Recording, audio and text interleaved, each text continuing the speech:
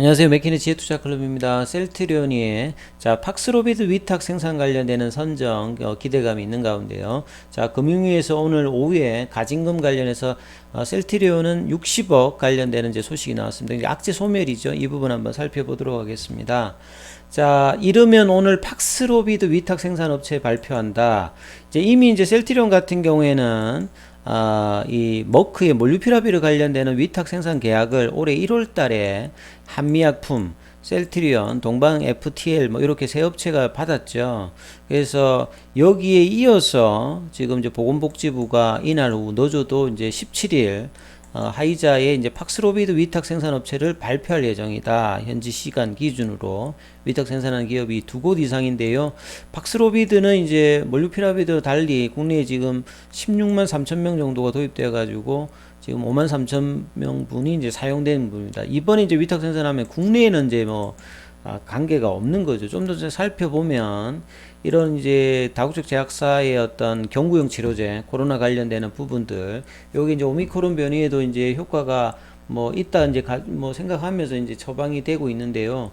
경구용 치료제임에도 불구하고 상당히 좀 비싸기 때문에 저개발 국가는 이런 부분을 좀 타개하기 위해서 이 전량 저개발 국가에 좀 싸게 이제 이 복자 형태로 갈 수 있게끔 하는 부분인데 여기에 이제 위탁 생산을 맞는 거라고 보면 되겠죠. 그래서 이번에 만약에 받게 되면 이거는 해외 전량으로 수출됩니다. 그래서 국내에는 이제 공급되는 물량이 아니고요. 근데 이런 이제 다국적 제약사들이 위탁 생산을 이제 국내 같은 경우에는 이번에 이제 뭐 백신이라든 치료제 관련되는 부분에서 계속 이제 받고 있다는 말은 그만큼 국내의 어떤 이제 수준이 글로벌 수준에 맞는 의약품 어떤 생산 능력이라든지 기술력, 이미 셀트리온은 이런 부분을 오랫동안 이제 기술력이라든지 생산 능력을 인정받고 있기 때문에 이번에도 이제 두 번째로 이제 또 이 그 팍스로비드 관련되는 부분에도 지금 이제 개별 입찰을 놓고 이제 결과를 기다리는 상황이죠. 이런 부분들이 상당히 또 호재가 될 수 있습니다. 그래서 유엔 국제의약품 구매기구 산하의약품 특허풀이 이 하이자의 팍스로비드 관련해서 제네릭 제약사를 이제 발표하는 거죠. 그래서 이거 12월 달까지 팍스로비드 제네릭 공급을 위한 준비를 끝내야 됩니다. 그래서 몰루피라비르 관련되는 부분들도 마찬가지라고 보시면 시계상으로 보면, 그래서 이제 하반기에도 만약에 선정되면 두 가지 또 이제 호재가 또 있을 수 있다 이렇게 봐야 되겠습니다. 그래서 셀트리온은 이제 셀트리온 제약이 이제 케미칼 관련되는 부분을 하니까 여기 이제 제네릭 관련되는 완제품 개발과 생산을 하고요. 셀트리온은 이제 해외에 공급하는 역할을 한다. 일단 이제 유통망들이 이제 셀트리온 헬스케어가 이제 갖추어 놨으니까요. 청주 공장에서 이제 이 부분들을 제품을 생산한다 이렇게 봐야 되겠습니다. 그래서 본래는 이런 이제 경구용 치료제가 코로나 관련해서 셀트리온 안 갖추고 있기 때문에 이걸 통해서 이제 저개발 국가에는 제네릭을 공급하고 기존에 이제 뭐 유럽이라든지 미국 쪽에서는 레키로나 관련되는 부분 투트랙으로 가려고 했는데 지금 오미크론이 대부분이다 보니까 지금 이제 레큐로나 관련되는 기대감은 좀 많이 좀 떨어져 있는 상태다 이렇게 봐야 되겠죠. 일정 부분의 어떤 물량은 나갈 수 있겠습니다만 상당폭은 기대감은 이제 거의 지금 없다라고 하는 게 이제 기관들의 어떤 평가다 이렇게 보시면 될 것 같습니다. 그래서 팍스로비드 이제 공급 속도는 몰루피라비르보다 좀 느리다. 왜냐하면 여기 이제 뭐 38가지 어떤 물질과 시약이 이 팍스로비드 제조로 해서 필요한데 공급만 관련되는 부분이 여전히 조금 힘들지 않습니까? 그리고 이제 여기 구성하는 약물 중에서 니르마르렐비르 비르로 끝나는 거는 이제 뭐 보시면 다 이제 뭐 항바이러스 관련되는 계열인데 여기에 이제 제네릭 제조사의 라이센스 검토에 좀 시간이 좀 걸리고 있다고 해요. 그래서 이 부분과 원자재 부족 여기 겹쳐서 사실 상당수 국가들이 팍스로비드 공급까지 1년 이상 기다려야 되는 상황이다 이렇게 보시면 되는데요. 그래서 이게 뭐 제법 물량이 셀 수 있습니다. 그래서 셀트리온 입장에서는 여기에 상당히 좀 집중해야 된다. 왜냐하면 개발을 하고 있는 흡입형 관련되는 부분은 이것도 이제 하반기에 이제 데이터가 좋으면 그 내년 이제 뭐 출시를 앞두고 있습니다만 그 하반기 어떤 모멘텀이 코로나 관련해서 흡입형 관련되는 부분과 이 복제약 관련되는 부분이 있다. 요것도 좀 체크를 좀 해놔야 되겠죠. 그리고 이제 이제 정선이 관련되는 부분에서 리스크가 해소되고 난 다음에 사실 이제 뭐 분식회계라는 부분에서 이 완벽하게 벗어났죠. 그래서 많은 전거사들이 이제 매수 의견을 냈습니다. 목표가를 낮춰놨단 말이에요. 그리고 이제 이번 그 논란에서 중요한 부분이 가장 이슈가 될 수 있었던 그 재고 자산 관련되는 부분에서 이 왜 손상 차산을 안 하냐, 일정 기간이 지나고 나면 재고 관련되는 부분을 이제 비용 처리를 해야 되는데, 근데 이번에 이제 정선위에서는 이 셀트리온 헬스케어 관련해서 이제 재고자산 손상 처리 관련되는 부분에 문제를 삼지 않았습니다. 그래서 이 부분들도 상당히 이제 그 기존의 산업의 어떤 특수성을 반영해야 된다는 셀트리온 의견처를 일부 이제 받아들였다라고 보기 때문에 상당히 좀 의미 있는 거죠. 그래서 이 회계 정책 관련되는 부분에서 이제 최종적으로 내려졌던 정선위가 그 회계 정책이라든지 내부 회계 관리제도 개선 요구 관련되는 부분이 있지 않습니까?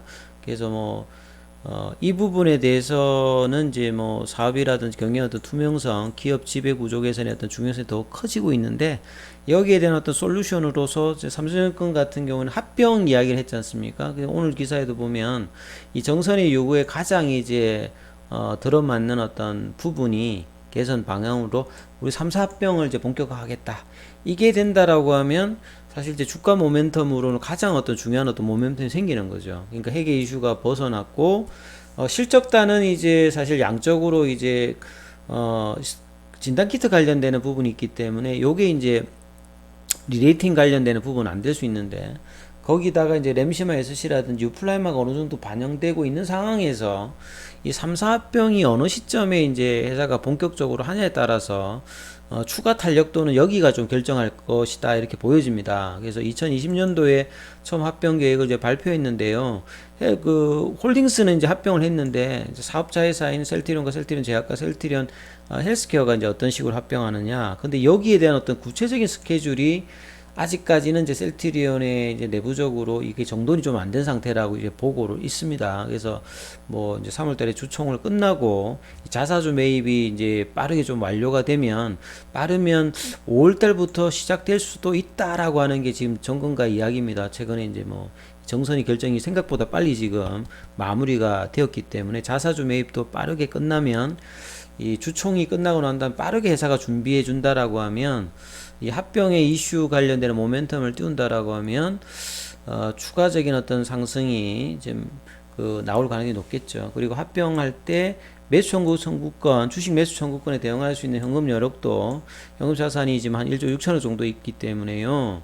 그래서 가진금 관련되는 부분과 그 다음에 자사주 매입이라든지 설비 투자를 빼고 나도 충분히 대응할 수 있는 자금을 확보했다, 이렇게 봐야 되겠죠. 그리고 이제 오후에 나왔던 금융위 이제 제재는 이제 여기서 이제 최종적으로 한다고 봐야 되겠죠. 그래서 이 가진금 관련되는 부분에서 셀트리온이 60억 부과고요. 대표이사 2명에 대해서 가진금 4억 1,500만 원.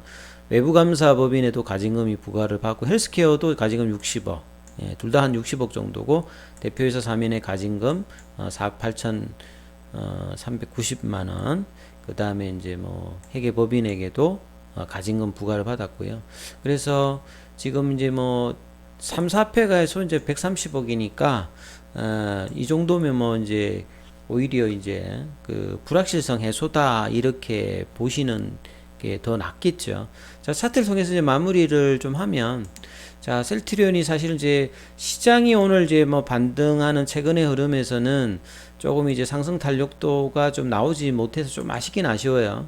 뭐냐면 이제 이렇게 시장이 좋을 때, 시장이 좀 반등을 좀 하고 이럴 때 이제 이 그 음봉의 시가를 확실하게 넘겨버리는 양봉과 거래량이 나오면 되는데, 이제 여기서 이제 윗꼬리 음봉이 나오면서 이틀 동안 5일선 부근에서 지금 거래량 줄이면서 조정이 나왔거든요.